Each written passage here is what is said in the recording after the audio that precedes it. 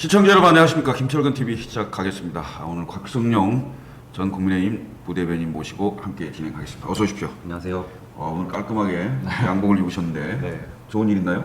오늘 제가 이제 회사 면접을 보러 가야 돼요. 네. 그래서 잘 되기를 빌겠습니다. 감사합니다. 네. 오늘 주제 바로 들어가 보도록 하겠습니다. 어제 8일 국민의힘은 최고위원회에서 조직 강화 특별위원회, 줄여서 저희가 조강특위라고 하죠. 그 구성을 의결을 했고 본격적으로 이제 내년 총선 준비에 나서고 있습니다.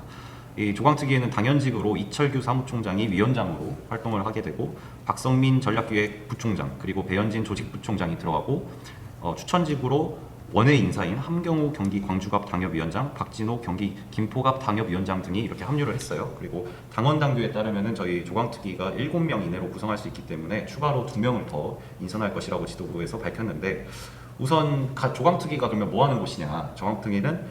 조강특위의 기능 중에 핵심은 사고당협 35곳의 당협위원장을 공모하고 심사하는 그런 일을 합니다. 그래서 일단은 조강특위 위원으로 임명된 이 5분에 대해서 어떻게 보시나요? 뭐 이게 내가 설명 안 해도 다 아시지 않습니까? 이른바 윤핵관으로 불리는 분들이 다수가 들어가 있는 거죠. 지금 뭐 이철규 사무총장, 박성민 전략기획부총장, 배현진 부총장은 뭐 특별히 설명 안 해도 될 원내 인사들이고요. 경기 광주갑 당협위원장인 함경우 전 부총장입니다. 중앙당 부총장 출신인데 윤석열 캠프에 정무보좌 역을 했었죠. 그리고 박진호 김포 당협위원장은 아마 청년 몫으로 아마 추천이 된 것 같은데 이분도 캠프 출신입니다. 그래서 거의 확고한 친윤으로 지금 5분이 돼 있고, 수도권 출신을 2명 원회를 넣은 것은 서울, 경기, 인천이 많습니다. 사고당협이 현재 많아요. 그래서 그것을 고려한 걸로 보이고, 2명은 아마 원내 의원으로 채울 것 같은데요. 아무래도 뭐 TK, PK 쪽이 우리가 원내 의원들이 많기 때문에 그것을 배려한 사전 작업 같아요. 근데 이제 그 35곳의 당협위원장을 사실은 이게 이제 어떤 의도에서 이걸 먼저 하느냐, 이게 굉장히 중요한 건데요. 원래는 지금 당무감사위원회를 구성을 했기 때문에 당무감사를 전체적으로 253개 지역구 전체를 당무감사를 하고, 거기서 교체 대상을 뽑고, 그다음 그 교체 대상과 지금 현재 35개의 사고 당협을 합쳐서 조강특위를 열고, 그 조강특위 이후에 이제 내년 총선 임박해서는 공천심사위원회로 넘기고, 그래서 3단계에 걸쳐서 검증을 하는 거죠. 그런 게 통상적인 관행이었죠.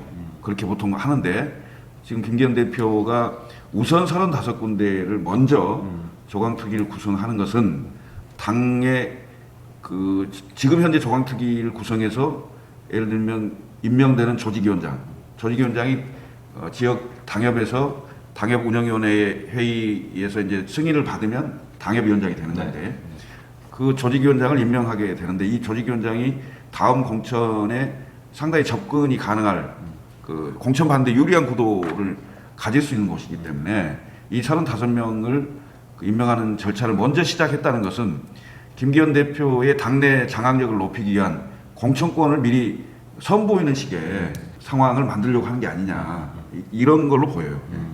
한 가지 궁금한 거는, 그 조직위원장 또는 당협위원장이 됐을 경우 그분이 이제 그 지역의 당협위원장이 됐지만 그 지역에 또 출마하고 싶은 사람이 또 있을 수 있잖아요. 그러면 둘이 경쟁을 해야 될 거 아닙니까? 그럴 경우에 당협위원장이 공천을 받는 확률이 압도적으로 높나요? 가능성이 높죠. 우선 당협위원장이 되고 나면 지역 내에 현수막을 개척을 할 수가 있죠. 이름과 사진을 넣어서. 그러면 일단 본인의 개인 인지도를 굉장히 높일 수가 있는 상황이고, 유리한 구도죠. 그 다음에 지역 내에 각종 행사에 초대를 받을 수가 있잖아요. 초대를 받을 수 있고, 그 다음에 시구위원들의 조력을 받을 수가 있어요. 그래서 유리하긴 합니다만, 당협위원장이 됐다고 해서 꼭 공천을 받는 것은 아닙니다. 지난번 제가 2020년 총선에 이 강서병에 출마를 하게 됐는데, 그때 저는 당협위원장이 아니었죠. 당협위원장이 아니었는데 제가 정당을 옮기고 지역구를 옮기고 원외 경선에서 공천받은 전국의 유일한 사람입니다, 사실. 경선에서 승리하셨군요. 그렇습니다. 경선을 했죠. 경선을 해서 이겼는데요. 지난번 총선 때 서울 지역에 당협위원장을 하면서 공천을 받았던 사람은 거의 한 3분의 1 정도밖에 안 돼요. 아 그러면 다 경선에서 졌다는 얘기네요. 당연히. 경선이거나 아니면 새로운 인물이 그 영입됐거나 그래서 이제 뭐 전략 공천이 되거나 이런 경우가 많았죠. 예를 들면 양천 갑 경우도 지금 조수진 의원이 당협위원장이긴 한데 그때는 의사 출신 검사 출신인 젊은 친구가 공천을 받았었잖아요. 송모모인데 지금 정치를 안 하기 때문에 말씀 안 드리겠습니다. 그런 사람. 그리고 뭐 지금 방송 출연 많이 하는 김근식 네. 교수 같은 분 이런 분 다 그때 이제 합당 과정에서 외부 인사로 왔고 저도 이제 그 외부 인사로 영입됐지만 경선을 했던 이런 거죠. 그래서 굉장히 많았어요. 굉장히 많았다고 보시면 돼요. 그래서 당협위원장이 됐다고 해서 꼭 공천을 받는 건 아닙니다. 그렇지만 공천을 받을 확률은 당협위원장을 하지 않았을 때보다는 그 개인적으로 봤을 때는 높다 이런 취지입니다. 그때 그러면 경선에서 승리하실 때 경선 룰은 어떻게 됐어요? 그건 여론조사 100% 여론조사. 아 100% 100% 여론조사. 100% 국민 여론조사입니다. 제한 없이. 지금도 이 규칙은 똑같나요? 지금은 우리 당원 당규에 공직 후보자는 50대 50일 겁니다. 그때는 그 외부에서 영입되신 분도 많았고, 네. 그 다음에 새누리당에서 네. 미래통합당으로 당명이 바뀌고 합당을 막 했잖아요. 네, 그래서 자유한국당에서. 네, 자유한국당이 네. 예, 자유한국당에서 합당을 했기 때문에 미래통합당으로 다른 분들하고의 그 경쟁력 문제가 생길 수 있잖아요. 당원 50%를 해놓으면. 네. 그래서 그때는 한시적으로 국민 100% 여론조사로 했죠. 예. 그렇군요. 네. 그 다음 질문으로 넘어가서 이번 조강특위에서 이 사고당협 방금 말씀해주신 그 사고당협 35곳의 당협위원장 공모 및 심사에 착수하는데 그 중에 핵심 지역이 있습니다. 핵심 지역이 서울 강남갑. 네, 태영호 태영호 예. 의원이 원래 이제 당협위원장이었던 서울 강남갑이 지금 사고당협이 됐죠. 네. 그리고 원래 국민의힘 당대표였던 서울 노원병. 네. 이 이준석 대표가 하고 있었던 그 서울 노원병 지역도 지금 사고당협이 됐습니다. 그래서 국민의힘 입장에서 가장 좋은 지역구라고 할 수 있는 이 강남갑과 그다음에 이준석 전 대표의 지역구인 노원병 이곳에 대한 그 당협위원장 인선이 어떻게 될 것이라고 보시나요? 제가 보기에는 정치적 배려를 할 거라고 봅니다. 그래서 이번 조강특위에서는 아마 이 두 곳의 그 공모 지역에서 제외될 거로 보입니다. 왜냐하면 그 태영호 의원 지역은 태영호 의원이 3개월 그 자격정지를 먹었잖아요. 네.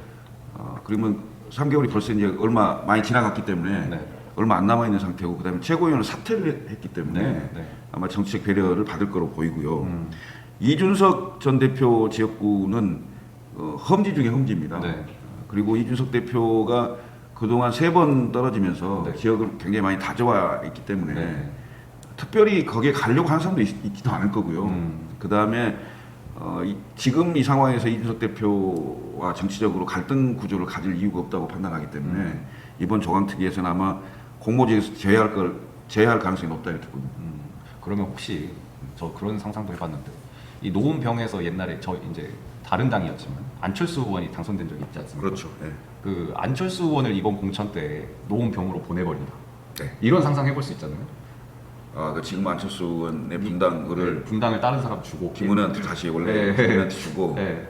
안철수 안철수를 의원을 원래 노원병에서 했으니까 노원병으로- 노원병으로 가십시오. 그 홍준표 시장이 지금 주장하는 거고 있는 건데 그러고 이제 이준석 당대표는 공천 안 주고 노원병에. 아니 그 경선 시키겠죠. 경선 둘이 경선해라. 그런 얘기도 있죠. 네, 그런 상상이 잠깐 들었습니다. 그리고 이 사고당협 인선이 마무리되면 네. 이 조강특위에서는 이제 당무감사 방금 말씀하신 그 253곳의 네. 당협에 대한 당무감사를 해가지고 현역 당협위원장들의 경쟁력을 이제 정비를 하게 되는데 네. 이 253개의 당협에서 대대적인 어떤 물갈이가 있을 것인가 어떻게 보시나요? 물갈이 쉽게 못 할 겁니다. 왜냐하면 당무감사를 한다는 그 자체로 네. 당 대표의 이른바 그 당내 장악력을 높이는 네, 거죠. 네. 그리고 당무감사를 통해서 그 당협위원장을 당협위원장을 못하게 하는 이런 걸 하게 되면 그 당협위원장은 완전히 정치적으로 그 사망 선고를 네. 받는 거거든요. 네. 그 관리 자체를 못했다고 하는 것 때문에 공천도 아니고 네. 공천이야 경쟁을 하는 사람이 있기 때문에 떨어질 수도 있는 건데 당무감사를 통해서 당신은 이 당협 이 지역 관리를 제대로 못했다라고 이렇게 그 얘기가 되는 순간 다른 직에로 나갈 수가 없어요. 그래서 실제로 이제 현역 의원들이 맡고 있는 곳은 거의 못 건들 것이고 당무감사를 통해서 원외 중에서도 이제 취약적이라고 판단되는 이런 곳, 그 다음에 잠재적으로 총선 후보들이 좀 있을 수 있는 곳, 뭐 이런 것들을 정치적으로 상당히 많이 배려나 고려를 해서 판단하게 될 건데 제가 보기에는 당무감사를 통해서 실제로 배제하기는 쉽지 않더라. 이 김종인 위원장 때 그 당무감사를 한번 했거든요. 네. 그래서 예를 들면 서울 같은 경우도 굉장히 많았어요. 네. 서울도 많고 경기도도 많았는데 서울은 당시에 보궐선거가 있었죠. 오세훈 보궐선거를 앞두고 있는 상황이어서 결국은 당협위원장을 한 명도 못 건드렸어요. 경기도는 상당히 많이 건드렸던 걸로 기억이 되고요. 되게 쉽지가 않군요. 네. 그래서 제가 보기에는 당무감사를 통해서 당내의 그 장악력을 높이는 데 활용을 하고 결국 마지막은 공천심사위원회로 가서 좀 정리하지 않을까 이런 생각이 좀 들고요. 아마 당무감사를 통해서 자기 사람을 어느 정도 또 넣을 수 있는 그런 공간을 만들 수도 있어요. 그래서 그런 정도의 수준으로 하지 않을까 싶습니다. 대대적인 물갈이는 어려울 것이다. 대대적인 물갈이를 당무감사를 통해서 하게 되면 당내에 엄청난 분란이 생겨서 총선 전에 네. 구심력보다는 원심력이 커지는 당내 상황이 생길 수가 있죠. 그러면 총선 공천에 상당히 영향을 많이 미칠 수가 있다 이렇게 보이고. 네. 또 이 인선 어제 이루어졌던 여러 가지 인선들 보면은 당 대표에 대한 특보단도 임명이 됐습니다. 그 중에서 좀 눈여겨볼 만한 인선이 지난번 최고위원 선거에 출마했던 민영삼 전 최고위원 후보가 들어갔거든요. 네. 이것에 대해서는 또 어떻게 보시는지? 민영삼 특보죠 이제. 민영삼 특보뿐이 아니고 네. 광주시장 후보였던 주기환 시장 후보. 주기환 시장 후보도 특보로 임명이 네, 됐어요. 맞습니다. 그래서 아마 이제 그 이준석, 김종인 대표 시절에 했던 이른바 호남 공약, 서진 정책의 그 외연 확대를 하기 위해서 아마 이런 차원의 그 특보단 임명으로 활용을 하는 것 같은데요. 글쎄 그 효과가 어느 정도 있을지는 모르겠습니다. 더군다나 민영삼 특보 같은 경우는 그 유튜브 따따부따를 진행하는 그러니까 이른바 보수 유튜브의 진행자거든요. 근데 오히려 우리가 보수 유튜버들로부터 상당히 거리를 둬야 네. 중도층을 확보할 수 있다. 이런 거 그리고 호남 공약에 유리할 수 있다. 이렇게 본다면 오히려 더 방해가 되지 않을까 이런 생각도 좀 들어요. 더군다나 지금 특보단 많이 임명하죠. 그 다음에 대변인단은 거의 뭐 한 30명 네. 가량 되는 것 같아요. 네. 거기다가 뭐 청년 대변인단 또 따로 두고 네. 네. 당직을 거의 그 명함 수준으로 네. 이렇게 실질적인 역할보다는 네. 직함을 이렇게 명함 수준으로 나눠주는 네. 이런 걸로 지금 당을 어떻게 좀 관리한다고 볼까요? 네. 이렇게 과연 이게 어느 정도 효과가 있을지 저희는 이거 완전 자유한국당 시절로 돌아가는 패턴이거든요. 과연 그게 그때 효과가 있었을까요? 제가 보기엔 굉장히 그 의문인데 이렇게 그 당을 관리하는 게 과연 총선을 앞두고 옳은 거냐? 난 제가 보기에는 메시지와 정책과 미래 비전을 내야 된다고 보거든요. 용산이 쳐놓은 그 울타리에 단 한 걸음도 밖으로 나갈 수 없고 용산에 대해서 민심을 정확히 전달하지도 제대로 못하고 그럼 결국 당정일체라는 이름 하에 대통령 부정평가 여전히 60% 내외입니다. 그리고 긍정평가 35% 내외. 이걸로 어떻게 선거를 치르겠어요? 여당이요. 다른 얘기를 이견을 낼 수 있고 견제를 할 수 있는 발언을 해주셔야 돼요. 네. 선거 어떻게 치르려고 그래요? 제가 보기에는 이렇게 사람 그냥 뭉뚱그려서 뭐 명함 많이 주는 식으로 직함 나눠준다고 해서 우리 당 지지율 올라가지 않습니다. 저도 뭐 방금 말씀하신 거에 좀 덧붙여 보자면 이준석 전 대표 시절에 이제 꽤 호남에 저희가 공을 많이 들였었죠. 그 이후로 지금 김기현 대표 체제에서도 계속 호남을 신경 쓰는 제스처를 많이 취하는 것 같아요. 호남에서 최고위원 회의도 하고 뭐 이런 그런 제스처를 많이 취하는데 별 성과는 없어 보이고 제가 뭐 굳이 성과를 따져보지 않아도 그게 딱히 호남 민심에 큰 파장을 불러일으킬 수가 없다고 보거든요. 저도. 근데 두 가지 이유가 있어요. 저도 이제 호남 출신이고 지난 지방선거에 또 주기한 시장 후보님과 같이 제가 또 광주에서 선거를 뛰었지 않습니까? 제가 광주 북구의원 후보로 나갔었는데 예를 들면 민영삼 이 후보나 주기현 후보님 이런 분들이 원래 이 호남권에서 굉장히 명성이 있고 유명하신 분들이었다. 그래서 이분들이 국민의힘 중앙당에 요직에 들어가셨다. 그러면 뭔가 영향력이 있을 수 있는데 그렇진 않거든요, 기본적으로. 두 번째로는 제가 또 대선 때 또 광주 복합 쇼핑몰 공약을 이제 제안을 해서 공약으로 내게 됐었는데 그런 식으로 생활 밀착형의 어떤 그 지역민들의 어떤 니즈를 완전하게 파고들 수 있는 그 생활 밀착형 공약들을 통해서 이거를 지지율을 흡수를 하려고 해야지 누구 사람 꼽는다고 이게 되는 문제가 아니거든요. 그래서 그런 두 부분이 문제가 있기 때문에 아무리 호남에 다가가려는 제스처를 취한다고 해도 결과가 딱히 안 나오고 있는 원인은 거기에 있다라고 저는 보여지고요. 두 번째로는 이제 제가 올해 2월까지 그 대변인단을 하지 않았습니까?